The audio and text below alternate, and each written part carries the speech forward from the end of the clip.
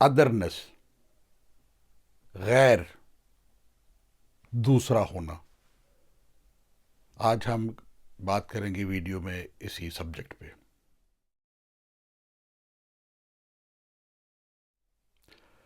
ہمارے پہلے پروگرام میں جس میں ہم نے ٹھگی کا ذکر کیا تھا، ایک بیچ میں ایک تذکرہ آیا تھا ادرنس کا، اور آپ نے یہ کہا تھا کہ ادرنس جو ہے وہ ازل سے ہی چلی آ رہی ہے، کہ ایک تو ہوتا ہے اپنا آپ اور ایک دوسرا، یعنی اپنے سے دوسرے آدمی کو کمتر سمجھنا یا اس کے ذریعے سے اپنے آپ کی اپنی آئیڈینٹی کو سمجھنا. آج ذرا ڈیٹیل میں اسی سبجیکٹ پہ بات کرتے ہیں. میں نے پہلے بھی اپنے ایک ویڈیو میں ذکر کیا تھا امبرٹو ایکو کی کتاب ہے انوینٹنگ اینمی.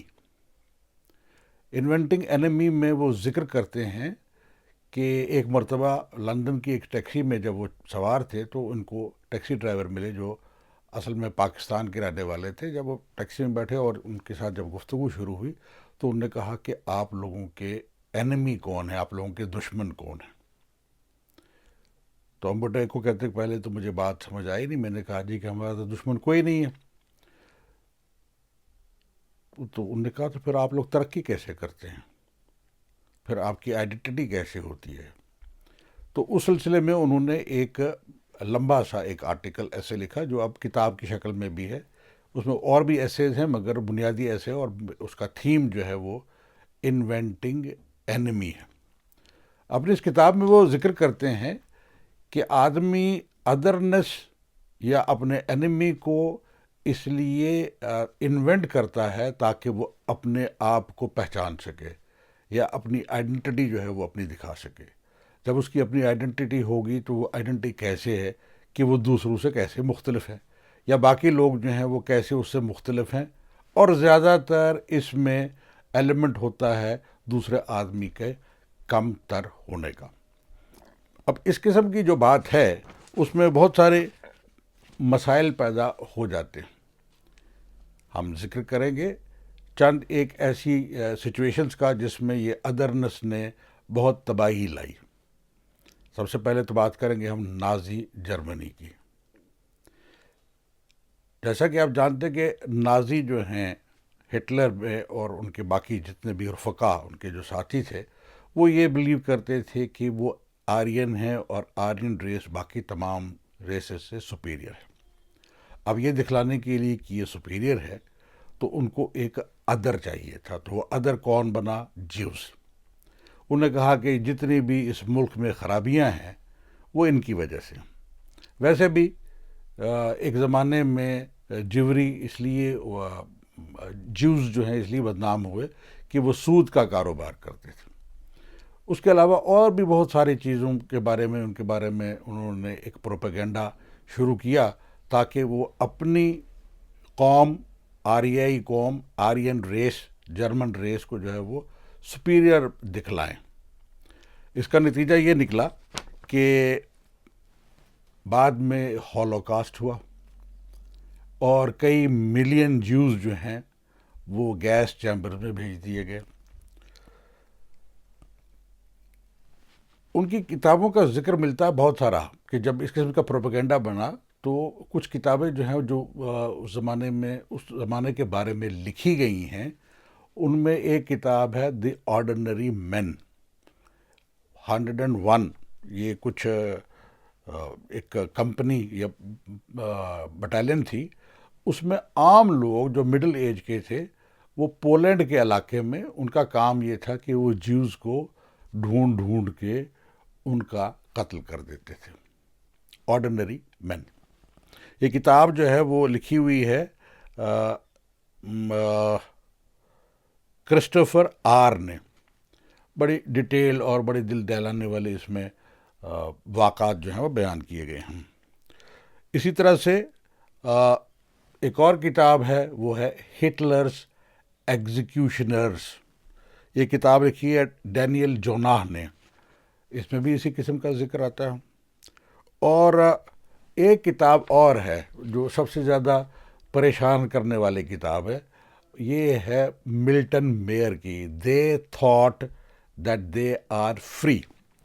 یہ چند ایسے لوگوں کی مختلف کہانیاں ہیں لوگوں کی جو عام آدمی ہیں، اور وہ سیناگوگ کے جلنے میں، ان کو جلنے دیتے رہنے میں اور تمام چیزوں میں جو ہے وہ مددگار ثابت ہوئے. ادروائز اچھے لوگ، ویل انٹینشنڈ، لیکن اوور اے پیریڈ ٹائم جو ایک نیریٹو، ایک پروپیگنڈا جو نازی جرمنی کی طرف سے شروع ہوا، اس کی وجہ سے یہ عام لوگ بھی اس میں ایک شامل ہو گئے اور ایک وجہ بنی جیوز کو ختم کرنے میں یا ان کا قتل کرنے میں. تو یہ بات جو ہے وہ اب کوئی یہ کہے کہ صرف جیوز نے ہی، جیوز کے ساتھ یہ ظلم ہوا ہے، اور بعد ازاں جو ہے وہ جیوز جب ان کو اپنا ایک ہوم لینڈ مل گیا بیلفر ڈکلریشن کے ذریعے سے، برطانیہ کے پارلیمنٹ میں جو بیلفر نے ڈکلریشن وہاں کیا تھا، تو اس کے بعد سب کچھ ٹھیک ہو گیا، تو نہیں ہے. آج کے زمانے تک بھی یہ درست نہیں ہے، کیونکہ جس طرح انہوں نے ادرنگ ان کو فیس کی انہوں نے، تو جس وقت وہ فلسطین میں پہنچے، پیلسٹائن، تو ان نے فلسطینیوں کو ادر کے طور پہ جو ہے وہ سمجھنا شروع کیا، اور وہ یہ سمجھتے رہے یا سمجھتے ہیں کہ یہ فلسطینی جو ہیں ان کے کمپلیٹ ہوم لینڈ ہونے میں ایک بہت بڑی رکاوٹ ہے. اس کا نتیجہ یہ ہے کہ آج تک آپ دیکھتے ہیں کہ اسرائیل، زیانسٹ اور فلسطین کے درمیان جو ہے وہ آپس میں ایک رنجش ہے، ایک قسم کا ایک کنفلکٹ چلا آ رہا ہے. اب ایک زمانے میں ایک پرائم منسٹر ہوئے ایچاک رابین. انہوں نے اوسلو ایکارڈ میں جا کے دستخط کی اور کوشش کی کہ وہ ایک دوستی کا ہاتھ جو ہے وہ فلسطینیوں کی طرف بڑھائیں، لیکن اس قدر ادرنس کا ایلیمنٹ مغلوب ہو گیا زیانسٹ میں کہ ان میں ایک ایکسٹریمسٹ تھے، ان کا نام تھا یاگن عامر. انہوں نے 4 نومبر 1996 کو اپنے ہی پرائم منسٹر کا قتل کر دیا. کہنے کا مطلب یہ ہے کہ ادرنس میں ایک تو ادر ہوتا ہے، دوسرا پھر جو کوئی اپنی نسل کا یا جو آپ کے اپنے لوگوں میں سے ہو، جب آپ کو لگتا ہے کہ وہ ان ادرس کے ساتھ اس کے مراسم بہتر ہیں، تو وہ اس ادر کو بھی ادر کی کیٹیگری میں ڈال دیتے ہیں. اس میں ایک بڑی ڈیٹیلڈ نیریٹو دیا ہوا ہے ایک کتاب میں، جس کا نام ہے کلنگ دا کنگ. اس کے شروع میں سر وقت پہ لکھا ہوا ہے کہ کلنگ دا کنگ جو ہے وہ کیوں امپورٹنٹ ہے، کیونکہ جو ان کا ایسیسن تھا، اس کے بھائی نے، وہ بھی جیل میں رہا تھا. انہوں نے کہا کہ یہ امپورٹنٹ ہے کہ اگر آپ کو کسی سلطنت کو، کسی حکومت کو ختم کرنا ہے، تو ان کا بہترین طریقہ یہ ہے کہ اس کے کنگ کو، اس کے رولر کو مار دو. اور یہ ڈیٹیل جو ہے اس میں کتاب لکھی ہوئی ہے. ایک جرنلسٹ ہے ڈین ایفرون، انہوں نے یہ کتاب لکھی ہوئی ہے، اور اس کو پڑھ کے اندازہ لگتا ہے کہ کس قدر ایک نفرت ہو سکتی ہے کسی کے لیے، کسی اور ادر کے لیے، جس کی وجہ سے اپنا جو ہے، جو اپنا لیڈر ہے، جو اپنا حکومت میں جو آدمی ہے، اس کو بھی اس کٹہرے میں کھڑے کر کے اس کو قتل کر دیا جاتا ہے. اور اس وقت سے لے کے جو ہے وہ ایک زیادہ تر جو رائٹسٹ ہیں، رائٹ ونگ والے لوگ ہیں، ان کا تسلط جو ہے وہ اسرائیل کی ریاست پہ زیادہ سے زیادہ ہوتا جا رہا ہے. تو کیا یہ صرف انہی جگہوں تک محدود ہے؟ کیا یہ صرف جرمنز اور اسرائیل کے درمیان جو ہے وہ یہ ادرنس موجود ہے؟ نہیں، باقی جگہوں پہ بھی اس قسم کی ادرنس ہے. میں آپ کو روانڈا کی مثال دیتا ہوں. وہاں بیلجین کالونی تھی یہ، اور اس میں ایک ہی نسل کے لوگ تھے، کچھ کو تستی اور باقیوں کو جو ہے وہ ہوتو کہتے تھے.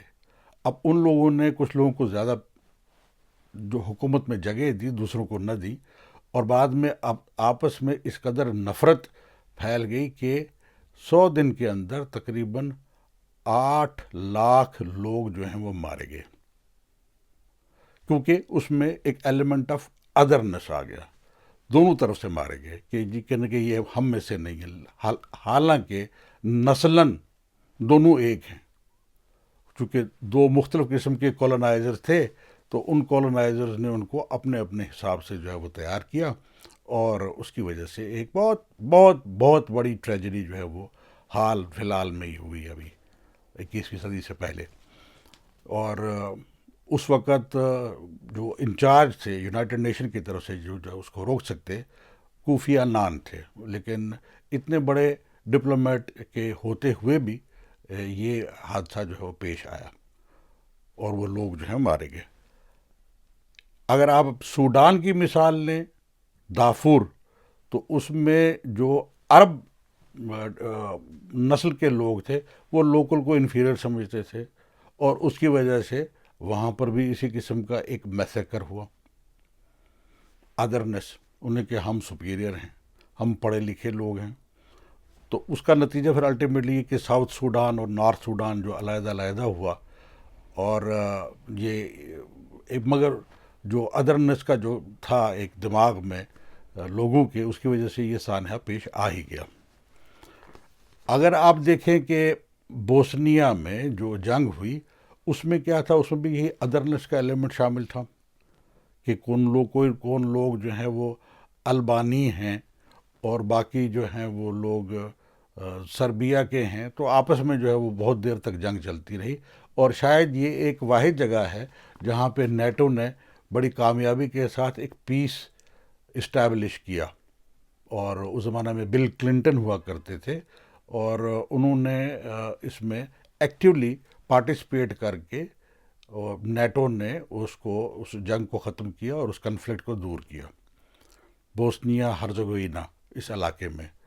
اور شاید ان کی اس کوشش کے لیے بیک گراؤنڈ میں یہ تھا کہ ایک ان کے ہیں جیو پالیٹکس کے ایکسپرٹ، ان کی کتاب ہے دا بالکن گھوسٹ، جنہوں نے ریونج آف جیوگرافی بھی لکھی ہوئی ہے، تو ان نے بڑے ڈیٹیل میں جو ہے بل کلنٹن نے اس کو پڑھا بھی، اور اس کے بعد اس کی امپلیمنٹیشن کرنے کی کوشش کی، لیکن وہ ایک علیحدہ بات ہے۔ مگر اصل بات یہ ہے کہ جی کہ یہ ادرنس کی وجہ سے جو ہے وہ اس قسم کا واقعہ جو ہے وہ پیش آیا۔ اگر آپ دیکھیں کہ ہمارے پڑوسی ملک پاکستان میں بہت ساری کمیونٹیز کے ساتھ جو ہے ادرنس کا سلوک ہوتا ہے، بالخصوص ہزارہ کے ساتھ آئے دن آپ سنتے کہ اتنے ہزارہ لوگ مار دیے، کیونکہ وہ مختلف سوچ رکھنے والے اور مختلف ڈفرینٹ قسم کی نسل کے لوگ ہیں، اور اکثر کئی لوگ جو ہے مار دیے جاتے ہیں۔ وجہ جو یہ ہے کہ اس میں بھی ادرنس کا ایلیمنٹ شامل ہے۔ عراق میں جب صدام حسین تھے تو اس وقت ان کو یہ لگتا تھا کہ جو مارش عرب ہیں وہ جو ہیں وہ ڈس لائل ہیں، اور وہ خبریں دیتے رہے دشمنوں کو، اس وجہ سے ان مارش عرب لوگوں کے اوپر بھی ایک میسیکر اور ان کی ڈسپلیسمنٹ کا سلسلہ شروع ہوا، کیونکہ وہ سمجھتے تھے کہ یہ ہم جیسے عرب نہیں ہیں، یہ مختلف ہیں۔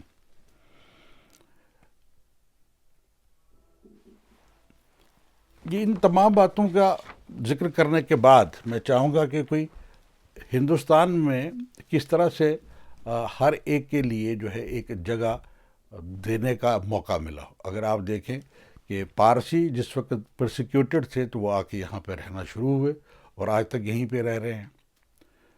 اس کے علاوہ یہ تو ان کا ایسا معاملہ کہ ان کو کہا جاتا ہے کہ یہ ٹوٹلی نان وائلنٹ قسم کی ایک کمیونٹی ہے، لیکن ایک آدھ جگہوں پہ ذکر یہ بھی آتا کہ جہاں پہ مسلم عرب آئے اور گجرات کی جب ساحل پہ انہوں نے شروع میں مسجد بنائی، اور آج بھی جو مسجد سب سے پرانی مسجد جو ہے وہ گجرات میں ہی ہے۔ تو ایک مسجد کے بارے میں سلیمان ندوی صاحب نے 1929 کے کچھ ایک لیکچرز ہیں ان کے، جو بعد میں کتاب کی شکل میں چھپے ہیں، عرب و ہند کے تعلقات۔ تو اس میں وہ کہتے کہ کسی ایک جگہ پہ مسجد کے آس پاس کے علاقے میں جو لوگ ان کو پریشان کرتے تھے، کبھی مسجد کو توڑ دینا یا اس قسم کی پریشانی پرسیکیوشن تھی، تو کسی طرح سے یہ بات اس علاقے کے راجا کے پاس پہنچی، موسٹ پرابلی ان کا نام جو انہیں لکھا ہوا ہے راجا جنک۔ تو انہوں نے اپنے عملے کو کہا کہ یہ پتہ کرو کہ یہ بدامنی اس علاقے میں کیوں ہے، لیکن کوئی خاطر خواہ جواب جب نہیں ملا تو وہ رات کے اندھیرے میں بھیس بدل کے گئے اور انہوں نے از خود دیکھا کہ معاملات کیا ہیں، اور اس ایویڈنس کے طور پہ کہ میں خود گیا ہوں، انہوں نے جو سمندر ساتھ میں پڑتا ہے وہاں کا پانی ایک اپنے لوٹے میں ایک پانی کے برتن میں بھر کے لے آئے۔ دوسرے دن جب آپ دربار میں رہے، انہوں نے کہا جی کیا ہوا وہاں پہ؟ لوگوں نے کہا کہ وہاں پہ تو امن و چین ہے بالکل۔ تو انہوں نے وہ دکھایا، انہوں نے کہا یہ وہ پانی کھارا پانی ہے جو میں خود لے کے آیا ہوں، اور میں نے دیکھا کہ وہاں کے حالات بہت خراب ہیں۔ اور اس کے بعد سے اسپیشلی ایک پروٹیکشن انہوں نے دی جس کی وجہ سے وہ پورے کا پورا علاقہ بچ گیا۔ تو یہ اس ادرنس سے اوپر اٹھ کے جو دکھایا انہوں نے ایک مادہ، یہ باقی آپ کو انٹرنیشنلی بہت بہت کم جگہوں پہ ملتا ہے۔ ایک 16th سینچری میں راجا ہوئے ہیں ساؤتھ انڈیا میں، اور یہ تقریباً بابر سے تھوڑا سا پہلے یا ان کے ساتھ ساتھ ہی تھے۔ ان کا نام ہے کرشن دیوریا، جو آج کل کا علاقہ ہے کرناٹکا کا یا آندھرا کا، وجے واڑا کی جو حکومت تھی اس میں۔ ان کے ہاں کہا جاتا ہے کہ انہوں نے بہت زیادہ لوگ جو ہیں، بہت سارے علاقے جو ہیں وہ فتح کیے۔ فتح کرنے کے بعد جو ان کی ایک جو کلچر تھا اندر جو بنا اپنے ملک کے اندر، اپنے مملکت کے اندر، وہ کمپوزٹ کلچر تھا۔ انہوں نے اس بیسس کے اوپر کہ کس کی کیا ایفیشنسی ہے، ان لوگوں میں بھی جو عرب نسل کے تھے یا جو دوسری کمیونٹی سے تھے یا مسلم تھے، ان کو بھی اپرچونٹی دی کہ وہ ایسی اچھی پوزیشنز کے اوپر کام کریں، کیونکہ ان کے کچھ خاص ایسے ٹریڈز تھے جن کو سیکھنا اور جن کے ساتھ رہ کے آگے چلنا جو ہے وہ بہتر تھا۔ ان کو کہا جاتا کہ وہ بہت بڑے فاتح تھے۔ میں نے لفظ کنکرر نہیں استعمال کیا انگریزی کا، کیونکہ جو لفظ فاتح ہے اس کا معنی جو ہیں وہ ذرا زیادہ پازیٹیو ہیں۔ وہ کہتے ہیں کہ مفتوح قوم میں تو اندازہ زیادہ تر یہ لگایا جاتا ہے کہ کچھ لوگ جو ہیں جن کے اوپر تسلط کے ذریعے سے ان کو اپنے متی کر لیا جائے، ان کو اپنے انڈر کر دیا جائے، اپنے کنٹرول میں کر دیا جائے۔ فاتح کا مطلب جو ہے وہ یہ لفظ بیسیکلی عربی ورڈ کا ہے۔ عربی کے جتنے بھی الفاظ ہیں وہ 3 لیٹرز کے اوپر، الفابیٹس کے اوپر ہوتے ہیں، لیٹر نہیں الفابیٹس کے اوپر۔ تو یہ ہے فے تے ہائی، فتح۔ فتح کے مطلب ہوتے ہیں کھولنے کو۔ اس لیے جو چابی ہوتی ہے نا، کی، اس کو بھی مفتاح کہتے ہیں، کھولنے والا۔ تو فتح کا مطلب یہ ہوتا ہے کہ کھول دینا۔ جب آپ کسی جگہ پہ چلے جائیں اور اس علاقے کو کہ جس میں آپ کی انٹری جو ہے وہ مشکل اور ممنوع ہے، تو اس جگہ کے تک جب آپ پہنچتے تو آپ کہتے ہیں کہ جی کہ آپ نے اس کو فتح کر دیا، یعنی آپ نے اس کو کھول دیا۔ تو یہ فتح کا لفظ جو ہے وہ پازیٹیو ہے۔ مجھے یہاں پہ میں ایک چیز جو ہے وہ ضمناً عرض کر دوں کہ گرو گوبند سنگھ جی مہاراج، انہوں نے ایک لیٹر لکھا ہوا ہے اورنگزیب عالمگیر کو، جس لیٹر یہ منظوم ہے اور فارسی میں ہے، جس کا نام ہے فتح نامہ۔ انہوں نے اس میں یہ بتلایا کہ کس طرح سے جو ہے وہ فتح کے معنی کیا ہیں، اور کس طرح سے تم اپنے ان حرکتوں سے اگر باز نہ آئے تو تمہارے لیے جو ہے وہ بہت مشکل ہو جائے گی۔ تو لفظ استعمال وہاں پہ فتح نامہ ہوا۔ یہ فتح نامہ جو میں اپنی ذاتی جو میری رائے ہے وہ یہ کہ فتح نامہ کا مطلب ہے کہ کھول دینا، ایک ایسا خط جس سے جو ہے وہ انہوں نے ایک راستہ کھول دیا ایک کمیونیکیشن کا، اور اپنی بات جو ہے ان کے سامنے رکھ دی، اس کے باوجود کہ صاحبزادے جو ہیں وہ شہید ہو چکے تھے۔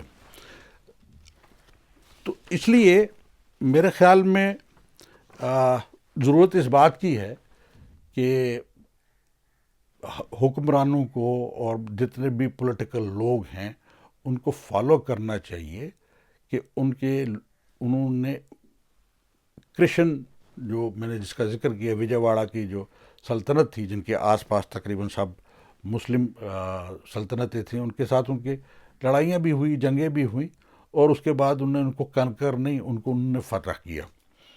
اور وہ اس ادرنس سے اوپر اٹھ کے انہوں نے اپنا ایک نظام چلایا. آج کے دور میں بھی کیونکہ یہ پیغام جو ہے وہ ہند کی سرزمین سے ہی جاتا ہے کہ آج کے دور میں بھی یہ ممکن ہے کہ ہم اس ادرنس سے اوپر اٹھ کے لوگوں کو کوشش کریں کہ ان کو سمجھنے کی کوشش کریں، بجائے اس کے کہ ان کے بارے میں اپنے طور پہ کوئی خیال پیدا کر لیں. یا کچھ لوگ ایسے بھی ہیں جو پروپیگنڈا بھی بنا لیتے ہیں کہ جس کی وجہ سے الٹیمیٹلی ایک میسیکر، ایک ٹریجڈی ہو جاتی ہے. اگر آپ یہ اس چینل کو، اس پروگرام کو دیکھ رہے ہیں یوٹیوب پہ تو ایف آر ٹاکس چینل ہے، اس کو لائک کریں، سبسکرائب کریں اور شیئر کریں. اور اگر آپ فیس بک پہ ہیں تب بھی میری یہی ریکویسٹ ہے کہ آپ اس کو لائک اور شیئر کریں. آپ کا بہت بہت شکریہ. آئندہ کسی اور موضوع کے ساتھ آپ کی خدمت میں حاضر ہوں گا. خدا حافظ.